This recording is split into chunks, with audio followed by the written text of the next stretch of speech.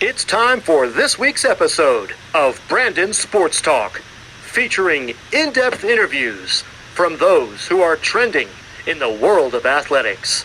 And now, here's the host of Brandon Sports Talk, Brandon Pate.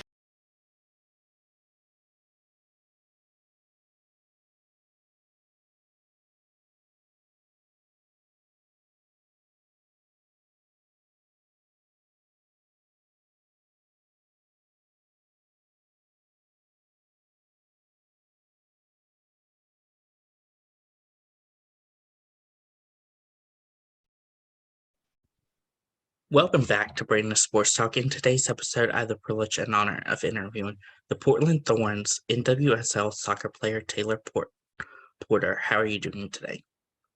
I'm doing great, especially after our win yesterday. Now that we're going to be in the NWSL championship against Kansas City. So yeah, just on cloud nine right now, still on the high of celebrating that game. Congrats. Can you talk about, of course, how you knew that you wanted to play professional soccer? Yeah, so I actually did not know I wanted to play professionally until close to when my college career ended. I was an animal science major in college and I wanted to go to vet school, so I didn't actually have like an idea of playing professionally until it was like my last game and I was like, honestly, I don't think I can let this go. And I was like, I'm just gonna try. I'm just gonna try and see if I can play professionally and see how far that can take me. And honestly, haven't looked back since. So that's kind of where I'm at now. What, 4 years later, 3 years later, and still playing. So yeah. Of course, what was it like going to NC State and playing college soccer for NC State? I loved my experience at NC State. I knew I wanted to go to a school that maybe it wasn't the best. It wasn't the best. It was at the bottom of the league. But I knew going there that I was going to be able to make like an instant impact. I never saw myself going to like a super high profile team that's been like successful for like 20 years. So I knew it was something that like I wanted to do. I wanted to play and improve and play a lot of minutes. So I loved that. And I love the style that they played there. It was like very possession based, which I can appreciate and grew up playing rather than like direct play. And I really enjoyed like the culture there and like the work ethic of all the players and like the family oriented style, like the team culture was something that I really loved and that we grew it to be even better by the time I left. So yeah, I loved everything about being there and I would definitely go back in time. If I could ever go back in time, that would be a time I would go back to. Of course, how was it like getting to put on that NC State red soccer jersey? Yeah, I think it was just like very prideful. I think especially like my freshman year, I don't think we won a single ACC game. And I think still knowing that like by the time I left, we were able to have multiple NCAA appearances, Sweet 16 appearances, and being able to put on like a jersey knowing that like I was able to help create a successful program and be a part of something bigger than myself and the success of the future of the program. I'm just like, I love bragging about that I went to NC State and what we were able to create there and how great of a team this still is now. Of course, what was that like getting to play in the ACC and playing those big teams like Carolina, Duke, and Wake Forest? Yeah, I knew it was going to be challenging, and I was going to have to grow a lot. But it's also like an honor to play some of the best teams. I mean, multiple teams end up making the NCAA tournament, and I don't think I'd be the player I am now with being able to play against those great players. I mean, multiple of those players are like national team now of different countries. So I just think like the level is the best in the country, and I just am grateful that I was able to play in such a competitive league. Of course, during your time at NC State, what was it like playing in the ACC and the powerhouse schools that are always contending for the national championships? Yeah, it was always really hard. I know because I think we were always kind of the underdog. No one I think really respected us, even though I think we deserved a lot more of it. But that also just kind of put a chip on our shoulder. Play against, UVA, Florida State, Duke, UNC, all those teams, such high caliber, but like we always were competing with them. So I think again that was a lot of pride with being able to do that and always fighting for our respect in the league. What were some of your typical game days playing so close around each other? It was always it's like funny to think about now because usually for game days now I do a lot of relaxing and preparing in that way. But in college, it was like I had like 2 3 classes before a game at 7 p.m. and then and then we could have an away game 2 days later and we're traveling and it's crazy to think how busy we are in college and how we're managing all of that. Honestly, I don't know how we did it looking back at it now because I probably wouldn't be able to do it now. What was the process like going through the NWSL soccer draft?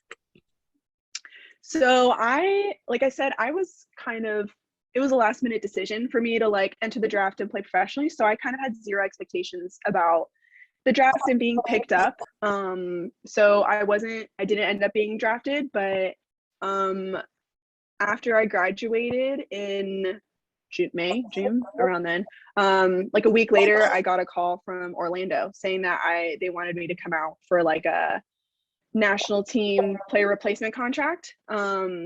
And so I was super ecstatic. Like I said, I expected nothing. So to get that call, I'm like, I have to get in a car 2 days later, drive down to Florida. I was just super excited for the opportunity and just to like get right into it and learn as much as I can with like players like Marta and people like that. So yeah, that was really exciting. What was that feeling like going to Orlando to become one of those reserved players?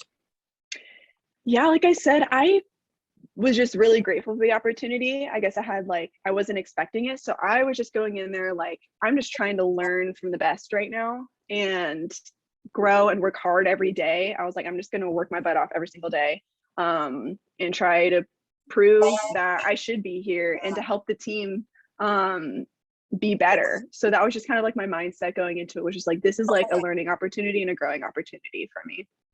Of course, while you were down in Orlando, what was it like learning from the Alex Morgan? Yeah, no, it was during that time. It was I think it was the World Cup, so I didn't get to meet any of them until they came back. But it was still like, even though there were players that weren't in the World Cup, all of them were amazing as well, and being able to learn from them. But once they came back, they were all really nice and introduced themselves. But at that point, I had to leave because my contract ended the second they came back. So yeah, I of course watched them in the World Cup and they were amazing. That was a great year for them for many reasons. So yeah. How was that like, obviously getting to put on that Pride jersey for the first time? I was just like, I had a lot of pride putting on that Pride jersey. It was my first professional uniform that I ever wore, one that I didn't think I might end up wearing at all. So I think just being able to represent a team and then also a city that really gets behind this team. I really enjoyed my time there and the support that we got from the city and the fans. So it was definitely just like, again, just soaking in the experience and the atmosphere as my first professional team and experience. Of course, after that first time putting on that jersey and that first professional playing, what was it like when you did get the opportunity at Portland to join their team? Yeah, that was like, I don't think anybody ever prepares for playing for Portland. It's always like one of the like, honestly, kind of like unreachable teams that like I never thought I would ever play for. So when the opportunity presented itself, I was like, it was almost like still not believable until I was able to actually like walk into the stadium, walk into the locker room with these amazing players. And that was definitely just like something that I couldn't even process until I got there. It was just, again, super ecstatic about I'm going to grow a lot here. I'm going to learn literally from the best in the league. And that was just an opportunity I could not pass up. And I'm forever grateful for the opportunity that I've had here. Of course, when you did get to Portland, what was it like going through the locker room and seeing your jersey hanging in the rafter? Yeah, that was just like hard to even process. I was just like, that's my name on the back of this jersey with the Thorns emblem on the front of it. It's something that I never took for granted.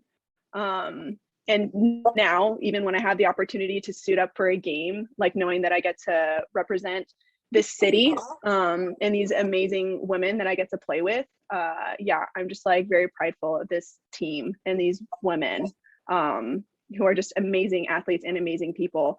So I'm just really happy to be with these girls every day. Of course, how was that like playing in that debut match against your former team, the Orlando Pride?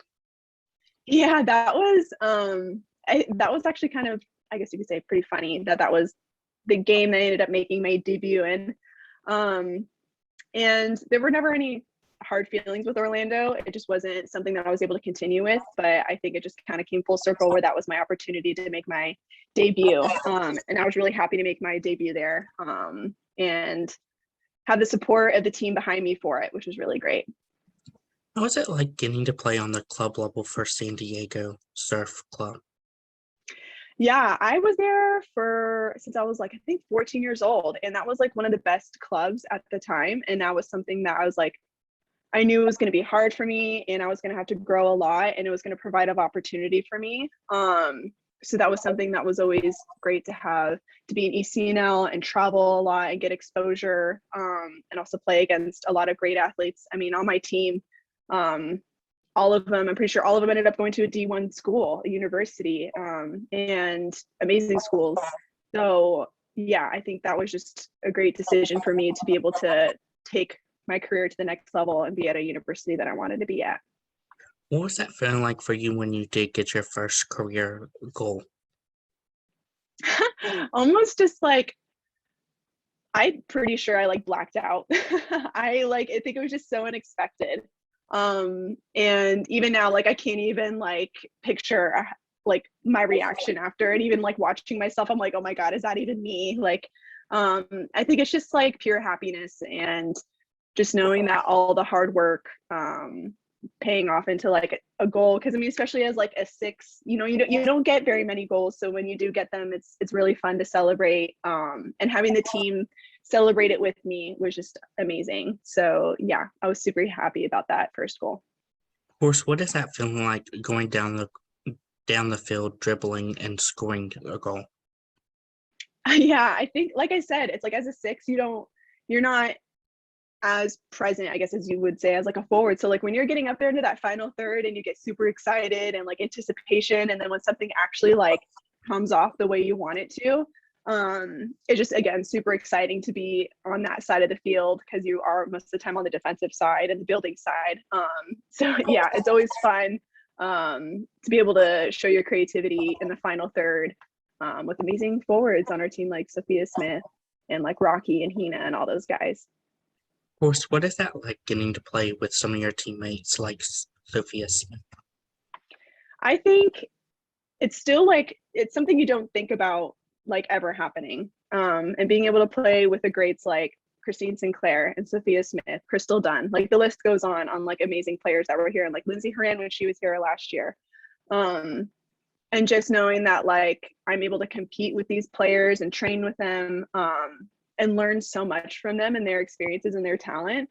And on the flip side, that they're amazing people and actually being able to call them my friends is something that I'll always cherish. Of course, during the game, what is it like going against some of those high-end NWSL players like Alex Morgan, Casey Murphy, and etc.? Yeah, this is like a really competitive league with insanely talented players. And I knew I was going to have to like grow a lot. Playing against these players at times it was like challenging and maybe it wasn't like my best, but I know like, okay, I'm growing, I'm getting better, I'm learning more. So playing against players like Alex Morgan, she's always going to be hard to defend no matter how good you get. She's always someone that no one wants to defend. So yeah, I think it's just something that, again, I am grateful for, to have the opportunity to play against such challenging players, because at the end of the day, it's going to make me better too. What is that feeling like for you coming back home to North Carolina and getting to play against the Courage? That was honestly something that a memory that I'll always carry with me, especially because I think I hadn't really been back there since I graduated. So being able to step on that field And knowing that I used to live in apartments 2 blocks down for college, and I never would have thought that I'd be playing on that field a couple of years later. And luckily I was able to have my college coaches come and watch and support me, and a couple of the players come and support me as well.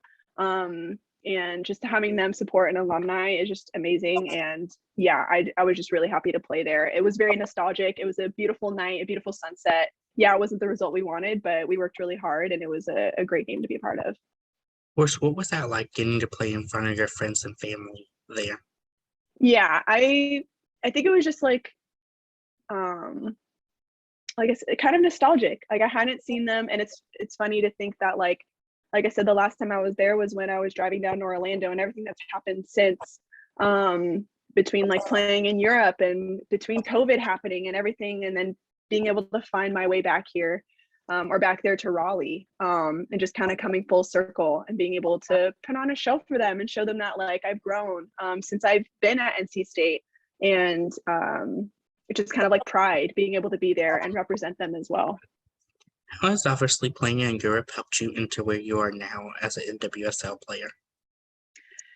Yeah, I just think about the incremental growth I've had, and just being able to show up every day, and taking every day as an opportunity to grow. And with that, getting a little bit more playing time, and it's just like it's kind of a waiting game. You have to wait for your opportunity and just keep working hard and grinding. And that's what I've been doing since even my opportunity at Orlando didn't present itself. But here I am now, and I've been with Portland for over a year now. And just seeing that the hard work is slowly starting to pay off, and I'm still grinding to get where I want to be. What are some of your favorite memories while playing in the NWSL? Oh, I think one of my favorite memories, I will say I have two, one on the field and one off the field. So on the field, I think one of my favorite memories, yesterday would probably be up there. I think just having the hardship of this year and everything that this league has gone through, and then being able to come together as a team, and how hard we have worked this year with the new coach and everything changing, and just being able to come together and celebrate with Crystal, who's come back from having a baby literally just like 5 months ago. It just really felt like such a team win in front of an amazing crowd, and I think that's something that I'll always remember, and a great memory to have. And then another memory I have, which is off the field, and I think it's funny because not a lot of people know this, is at the end of last year, we as a team, we had a gingerbread house making contest, and a couple of the players ended up judging it, and we had to come up with a story along with our house and a theme. We had to present the story, and then afterwards we all went outside and hit every single one of them with a bat like baseball.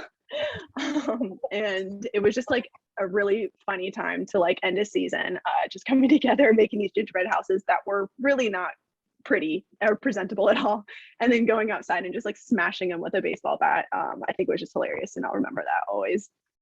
What is that feeling like, getting to meet your fans and having them ask for your autographs and photos with you? It's kind of surreal.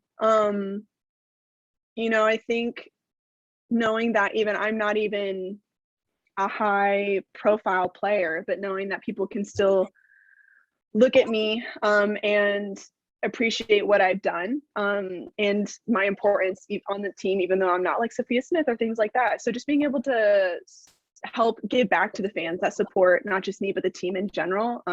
I love just taking the time to be able to thank them for supporting me and the team in general. What's it like for you, obviously, seeing them get to put on your jersey and represent you? I think,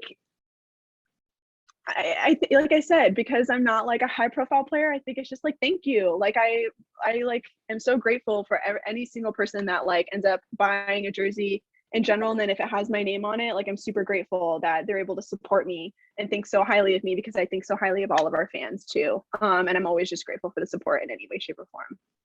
Of course, what are some of your future plans in the NWSL? Just to keep growing. I still consider myself a young player. And I think I still just I haven't reached my full potential yet. And and that bar is always rising for myself.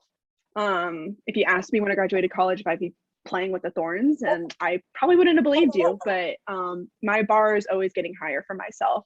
So I don't have like an end goal quite yet, just always just trying to be the best that I can, and be happy while I'm doing it.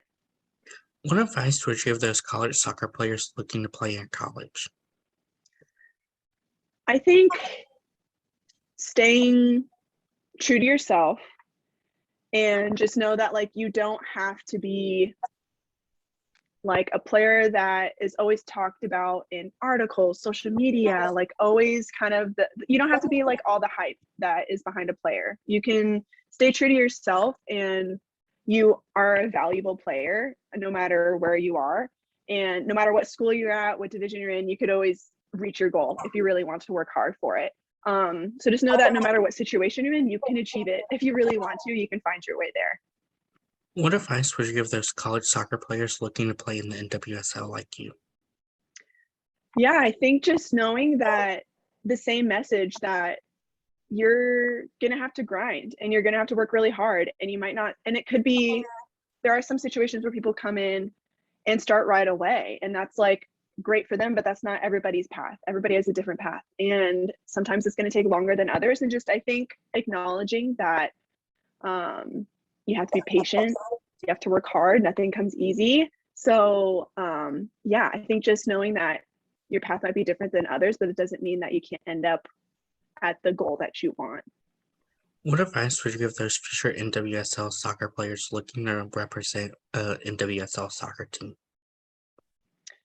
I think that I'm just really grateful to represent, like, this is our 10th year as a league. I'm just really grateful to represent such a high caliber league, and that we're finally getting the notice from fans and support from other sports as well. So I'm always going to be advocating for a league like this, because we're growing and we're getting better and we're getting more recognition. And yeah, I'll always stand behind this league and being able to promote it to get the support that we deserve. Thank you again, Taylor Porter, for your interview. Where can my listeners find you at on social media? Yeah, so I am on Instagram. You can find me at tporter204. And then I'm also on Twitter. I'm not as active on it, but yeah, you can also find me on Twitter with the same handle. And yeah, that's where you can find me. Thank you again, Taylor Porter, for your interview, and best of luck in your future with the Portland Thorns. Thank you. You can find Brandon Sports Talk on Facebook at Brandon Sports Talk, Instagram at Brandon Sports Talk, Twitter at Talk_Brandon, and you can find me on YouTube at Brandon Sports Talk. Don't forget to like, comment, and subscribe. Thank you again, Taylor Porter, for your interview, and best of luck in your future. Thank you so much. You've been watching Brandon Sports Talk. Please feel free to like, share, and subscribe to Brandon Sports Talk on social media and on YouTube.